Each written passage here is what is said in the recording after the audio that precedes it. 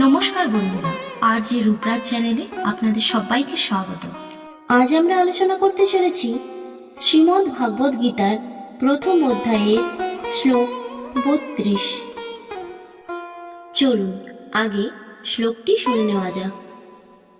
King no রাজ্যেন Govinda king ভোগর্জীবিতেন বা যেষামর্থে কাঙ্ক্ষিতং no রাজ্যং ভোগাঃ সুখানি চ। অর্থাৎ, হে গোবিন্দ, আমাদের রাজ্যে কি প্রয়োজন, আর সুখভোগ বা জীবন ধারণেই বা কি প্রয়োজন, যখন দেখছি যাদের জন্য রাজ্য ও সুখভোগের কামনা তারা সকলেই এই রণক্ষেত্রে আজ উপস্থিত। এই শ্লোকের তাৎপর্য হল, অর্জুন উপলব্ধি করেছেন যে যাদের জন্য তিনি রাজ্য ও সুখ কামনা করেছিলেন সেই প্রিয়জনদেরই যদি ক্ষতি হয় তবে সেই অর্জনের কোনো মানে থাকে না।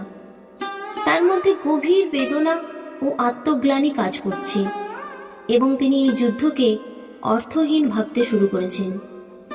শিক্ষা: এই শ্লোক থেকে বোঝা যায় যে জীবনের প্রকৃত সুখ ও শান্তি তখনই আসে যখন তা প্রিয়জনদের সঙ্গেই ভাগাভাগি করা যায়।